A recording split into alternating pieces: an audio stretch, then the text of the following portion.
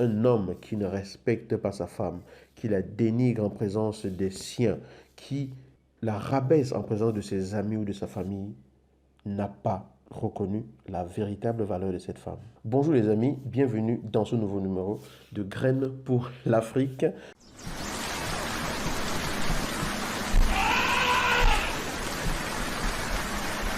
On dit que l'homme est le chef de la famille et il y a beaucoup d'hommes, enfin je vois souvent des gens qui prennent des décisions de façon unilatérale sans consulter leur femme. Sa femme est là, bon, et puis un jour il informe et dit, tu sais, il y a telle chose qui va arriver, j'ai décidé de faire telle chose. Elle dit, ah bon, depuis quand, qu'est-ce qui s'est passé?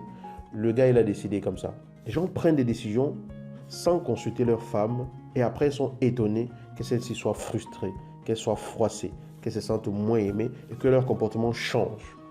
Après, ces hommes-là vont se plaindre dans la famille de leur femme en disant « Oui, elle ne m'écoute pas, elle veut me commander, elle n'écoute pas ce que je dis, je suis quand même l'homme, c'est moi qui décide, je suis le chef de la famille. Quand j'ai quelque chose à dire, je le dis, elle n'a pas quoi que ce soit à dire. » Et du coup, la famille de la femme va lui dire « Oui, tu dois écouter ton mari, rentre chez ton mari, et tout quel que soit ce qu'il a à faire, c'est ton mari, c'est lui qui décide, tu n'as pas grand-chose à dire, tu dois juste supporter, accepter, c'est ça le mariage. » Et auprès de ses propres des propres membres de sa famille à lui, l'homme va aller se plaindre, on va lui dire oui, tu ne peux pas laisser qu'une femme te commande, une femme ça n'a rien à dire, c'est toi l'homme, il faut que tu montres, tu dois la mater, tu dois montrer que c'est... On pourrait continuer comme ça, c'est quand même très amusant. Mais ce que j'aimerais quand même souligner ici, pour attirer juste l'attention, c'est-à-dire que ce que j'ai dit ici ne comporte absolument aucun jugement. Vous faites ce que vous pensez que c'est bien de faire. Si vous avez la conscience que c'est vraiment bien de faire comme ça, continuez.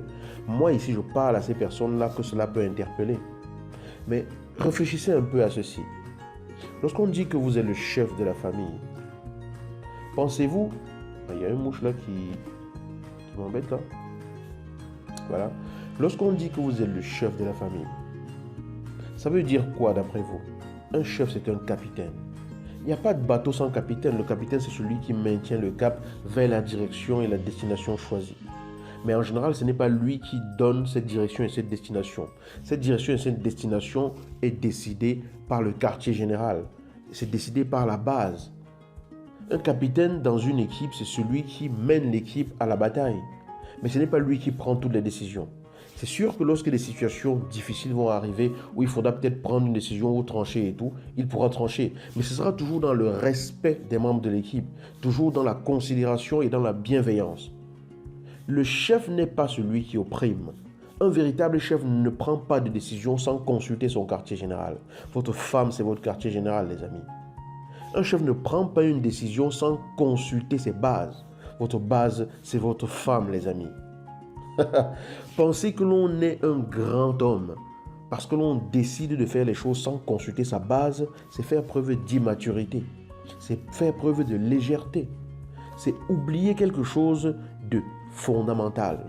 La femme est une puissance que vous avez à vos côtés et qui percevra les choses sous des angles que vous n'imaginez même pas. Parce que vous êtes dans votre fonctionnement rationnel, pragmatique et tout. Elle est dans le ressenti et dans une puissance d'intuition que vous n'imaginez pas du tout. Il faut écouter vos femmes. Il faut écouter vos femmes. Il faut les respecter. C'est pas parce que c'est vos femmes qu'il faut écouter. Ce n'est pas parce que les mauvais amis là vous disent oui, une femme ne doit pas te commander que vous allez rentrer chez vous et dire je dois mater ma femme. Prenez courage et dites à ces gens la femme que j'ai choisie, c'est une perle. La perle, je ne peux pas l'écraser comme ça. Je la protège. Je ne permets pas que tu dises n'importe quoi concernant la personne qui est à mes côtés, que j'ai choisi pour être à mes côtés.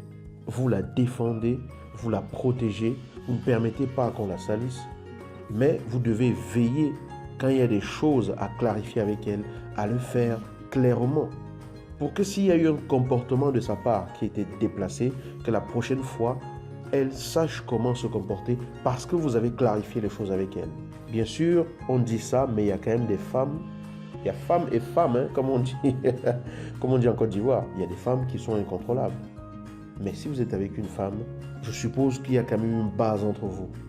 Une base de confiance, de respect, d'amour, qui fait qu'elle peut vous écouter et que ne serait-ce qu'à cause de vous, elle va respecter un certain nombre de choses et de personnes. Et ça va dans les deux sens. Ça vous concerne également. Le but de cette vidéo, c'était surtout de dire ceci. Ne nous méprenons pas sur le sens de ou sur le rôle que l'on veut avoir en tant que leader de la famille ou en tant que chef de famille ou quoi que ce soit. Vous aurez beau chanter que vous êtes le chef, dans la maison, celle qui mène la maison, le fonctionnement du foyer et tout, c'est votre femme. Parce que c'est elle qui maîtrise tout ce qui se passe dans la maison. C'est elle qui vous donne à manger, les gars. Donc on ne peut pas choisir une personne, dire qu'on aime cette personne et dénigrer cette personne par la suite. On ne peut pas choisir une personne et l'oublier quand il faut prendre des décisions. Le choix, ce n'est pas juste dans la parole. Le choix, c'est dans les prises de décision. Je t'ai choisi, ça veut dire que je t'associe aux décisions que l'on fait ensemble. Je choisis que l'on fasse ensemble, que l'on prenne ensemble ce chemin-là. Que l'on trouve un consensus ensemble pour pouvoir fonctionner ainsi. Si je dis ceci, je ne dis rien. Je ne juge personne, je n'attaque personne. J'attire juste l'attention pour dire que il est important de respecter celle qui est à vos côtés. Il est important de lui donner sa place de reine. Prenez un instant et réfléchissez à vos journées. Puis prenez un instant et réfléchissez à tout ce que votre conjointe, votre femme fait le long de la journée pour que la maison puisse être agréable à vivre. Pensez-y. Essayez, si vous y arrivez, d'imaginer, par exemple, tout ce qu'elle a fait hier, toute la journée. Notez-le sur une feuille. Par la suite, posez-lui la question de savoir tout ce qu'elle a fait du réveil jusqu'au coucher. Confrontez ensuite ce que vous avez noté avec la réponse qu'elle vous donne. Vous verrez que vous n'aurez même pas noté la moitié de tout ce qu'elle a fait pour vous.